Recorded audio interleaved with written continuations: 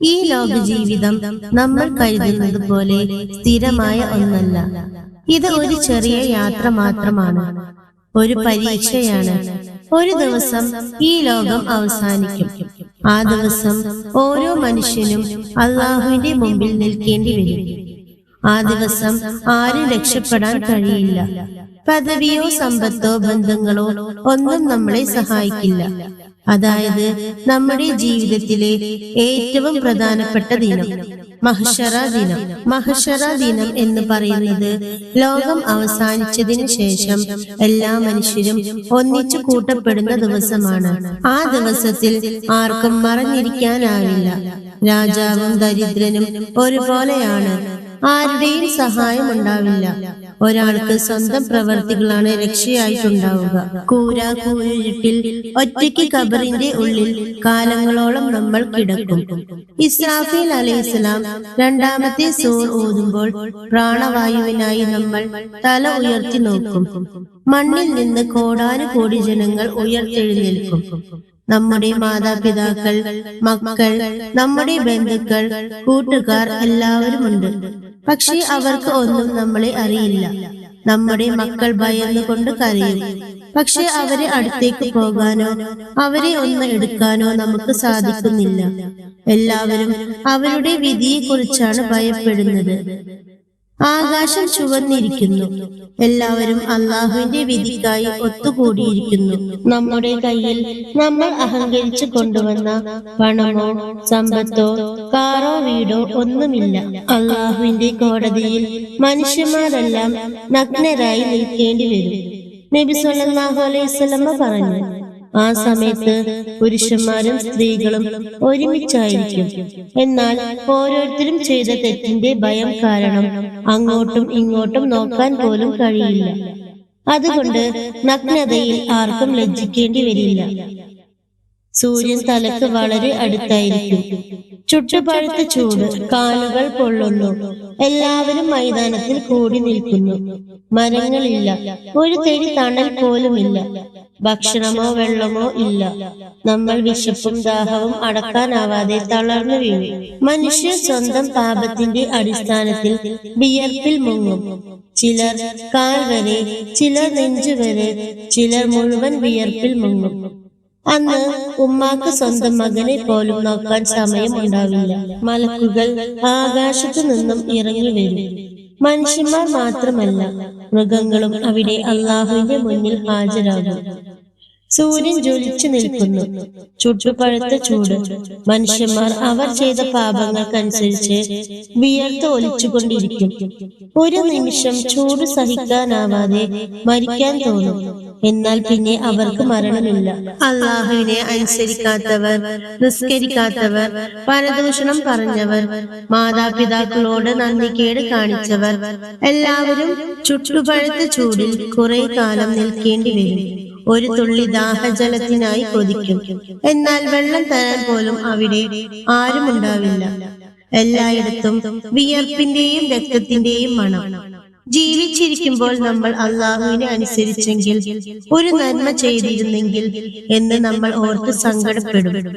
എന്നാൽ അങ്ങ് ദൂരെ ഒരു കൂട്ടം ആളുകൾ അള്ളാഹുവിന്റെ തണലിൽ നിൽക്കുന്നത് കാണാം. അവർ 5 നേരം നിസ്കരിച്ചവർ, സദഖ ചെയ്തവർ, മാതാപിതാക്കളെ ബഹുമാനിച്ചവർ, പാവപ്പെട്ടവരെ സഹായിച്ചവർ, അങ്ങനെ ഒരുപാട് സൽക്കർമ്മം ചെയ്തവരാണ്. തെറ്റ് ചെയ്ത മനുഷ്യർ 50,000 വർഷത്തോളം ആ ചുട്ടുപഴുത്ത ചൂടിൽ നിന്നതിന് ശേഷം വിചാരണയ്ക്ക് വേണ്ടി കാത്തു നിൽക്കും. ഒരു തണൽ കിട്ടാൻ വേണ്ടി അവർ ചൂടിലൂടെ ഓരോ നബിമാരുടെ അടുത്തേക്ക് ഓടിക്കൊണ്ടിരിക്കും. ദാഹിച്ചു വലഞ്ഞ് ആദ്യം ആദം നബി അലൈഹി ഇസ്ലാമിന്റെ അടുത്തെത്തും. അള്ളാഹുവിന്റെ വിചാരണ തുടങ്ങി. അതിൽ നിന്ന് ഞങ്ങളെ രക്ഷിക്കാൻ വേണ്ടി ആദം നബിയോട് പറയും. എന്നാൽ ആദം നബി അലൈഹി ഇസ്ലാം പറയും, ഞാൻ അള്ളാഹുവിനോട് തെറ്റ് ചെയ്തിരിക്കുന്നു. മരത്തിൽ നിന്ന് പഴം ഭക്ഷിച്ചു. അതിനാൽ എനിക്ക് നിങ്ങളെ രക്ഷിക്കാൻ കഴിയില്ല. അങ്ങനെ അടുത്തതായി നൂഹ് നബി അലൈഹി ഇസ്ലാമിന്റെ അടുത്തെത്തും. വിചാരണ തുടങ്ങാൻ അപേക്ഷിക്കും. നബി പറഞ്ഞു, എന്റെ ജനതയ്ക്ക് എതിരെ ഞാൻ ദുആ ചെയ്തു. അങ്ങനെ എനിക്ക് തെറ്റ് പറ്റിപ്പോയി.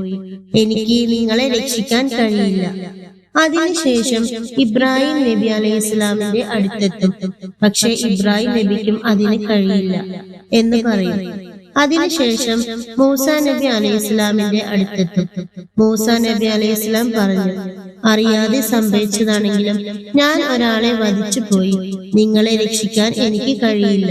പിന്നീട് ഈസ നബി അലൈഹി ഇസ്ലാമിന്റെ അടുത്തെത്തും. അവിടുന്ന് പറയും, അള്ളാഹുവിന്റെ കോപത്തെ ഞങ്ങൾ ഭയക്കുന്നു. ഓരോ നബിമാരും ഭയക്കുന്ന സമയത്ത് തെറ്റ് ചെയ്ത മനുഷ്യർ എന്തു ചെയ്യും? എല്ലാവരും ഓടിയിട്ട് കരയുന്നു, ഞങ്ങളെ ആരെങ്കിലും ഒന്ന് രക്ഷിക്കൂ. എല്ലാവരും മുഹമ്മദ് നബി സല്ലല്ലാഹു അലൈഹി വസല്ലമ തങ്ങളിലേക്ക് നോക്കും. മനുഷ്യരുടെ കരച്ചിൽ കേട്ട് നബി സല്ലല്ലാഹു അലൈഹി വസല്ലമ പറയും, നിങ്ങളെ രക്ഷിക്കാൻ ഞാനുണ്ട്. നബി സല്ലല്ലാഹു അലൈഹി വസല്ലമ അള്ളാഹുവിനോട് സുജൂദ് ചെയ്യും. അള്ളാഹു ചോദിക്കും, യാ മുഹമ്മദ്, ചോദിച്ചോളൂ, നൽകപ്പെടും. ശുപാർശ ചെയ്താൽ സ്വീകരിക്കും. എന്താണ് വേണ്ടത്? അപ്പോൾ മുഹമ്മദ് നബി സല്ലല്ലാഹു അലൈഹി വസല്ലമ തങ്ങൾ അള്ളാഹുവിനോട് കരഞ്ഞുകൊണ്ട് ദുആ ചെയ്യും, എന്റെ ഉമ്മത്തിങ്ങൾക്ക് നീ പുറത്തു കൊടുക്കണമേ. അങ്ങനെ വിചാരണ ആരംഭിക്കും. അള്ളാഹുവിന്റെ മുമ്പിൽ വിചാരണയ്ക്ക് വേണ്ടി ഓരോരുത്തരെയും കൊണ്ടുവരും. അള്ളാഹു ചോദ്യങ്ങൾ ചോദിക്കും. നിന്റെ ആയുസ് എങ്ങനെയാണ് നീ ചെലവഴിച്ചത്? നിന്റെ അറിവ് കൊണ്ട് നീ എന്താണ് ചെയ്തത്? നീ എങ്ങനെയാണ് സമ്പത്തുണ്ടാക്കിയത്? അങ്ങനെ പല ചോദ്യങ്ങളും ചോദിക്കും. അള്ളാഹുവിനോട് നുണ പറഞ്ഞ് രക്ഷപ്പെടാൻ സാധിക്കുകയില്ല. നിങ്ങൾ കൈകൊണ്ട് ചെയ്ത ഓരോ കാര്യവും കൈ സാക്ഷ്യം വഹിച്ച് സംസാരിക്കും. ഈ കൈ കൊണ്ടാണ് അവൻ മറ്റൊരാളെ വിഷമിപ്പിച്ചത്. കണ്ണുകൾ നിങ്ങൾ കണ്ട ഹറാമായ കാഴ്ചകളെ പറ്റി അള്ളാഹുവിനോട് സംസാരിക്കും. നമ്മൾ നടന്ന വഴികളെ കുറിച്ച് കാലുകൾ സംസാരിക്കും. നമ്മൾ ചെയ്ത പാപങ്ങളെല്ലാം നമ്മുടെ ശരീരത്തിലെ ഓരോ അവയവങ്ങളും വിളിച്ചു പറയും. നമ്മൾ ചെയ്ത ഓരോ സൽപ്രവർത്തികളും പാപങ്ങളും രേഖപ്പെടുത്തിയിട്ടുണ്ടാവും. ഓരോ ചെറിയ നന്മയും തിന്മയും എല്ലാം രേഖപ്പെടുത്തിയിട്ടുണ്ട്. ചെറിയ നന്മ പോലും നഷ്ടമാകില്ല. അതുപോലെ തന്നെ ചെറിയ പാപം പോലും മറയില്ല. അള്ളാഹു പറയുന്നു, ഒരു അണുവിന്റെ തൂക്കം നന്മ ചെയ്താൽ അത് കാണും, ഒരു അണുവിന്റെ തൂക്കം പാപം ചെയ്താലും അത് കാണും. അങ്ങനെ തുലാസിൽ നമ്മുടെ സൽപ്രവർത്തികൾ തൂക്കി നോക്കും. ഒരു ചെറിയ പുഞ്ചിരി പോലും ഒരു സൽപ്രവർത്തിയാവും. നന്മ കൂടുതലുള്ളവർക്ക് സ്വർഗവും തിന്മ കൂടുതലുള്ളവർക്ക് നരകവും കാത്തിരിക്കുന്നുണ്ടാവും. ഓരോരുത്തർക്കും അവരുടെ അമൽ പുസ്തകം നൽകപ്പെടും. നന്മ ചെയ്തവർക്ക് വലത് കൈയിലും തിന്മ ചെയ്തവർക്ക് ഇടത് കൈയിലും നൽകും. വലത് കൈയിൽ കിട്ടുന്നവർ സന്തോഷിക്കുകയും ഇടത് കൈയിൽ കിട്ടുന്നവർ വലിയ ദുഃഖത്തിലാവുകയും ചെയ്യും. മഹ്ശറ കഴിഞ്ഞ് സിറാത്ത് എന്ന പാലം കടക്കേണ്ടി വരും. അവസാനമായി ദുനിയാവിൽ നമ്മളുടെ ജീവിതത്തിന്റെ വേഗത്തിൽ സിറാത്ത് എന്ന പാലം കടക്കേണ്ടി വരും.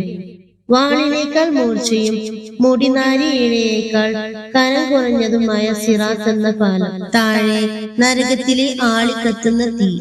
നന്മ ചെയ്തവർ മിന്നൽ വേഗത്തിൽ സിറാത്ത് എന്ന പാലം കടക്കും. ചിലർ വിറച്ചു ഭയന്നുകൊണ്ട് പാലം കടക്കും. മറ്റു ചിലർ ഇരുട്ടിൽ കാല് തെന്നി നരകത്തിലേക്ക് വീഴും. എന്നിട്ട് നരകത്തിലെ തീയിൽ കിടന്ന് അട്ടഹസിക്കും. എന്നാൽ നന്മ ചെയ്തവർ എത്രയും പെട്ടെന്ന് നടന്ന് സ്വർഗത്തിൽ പ്രവേശിക്കും.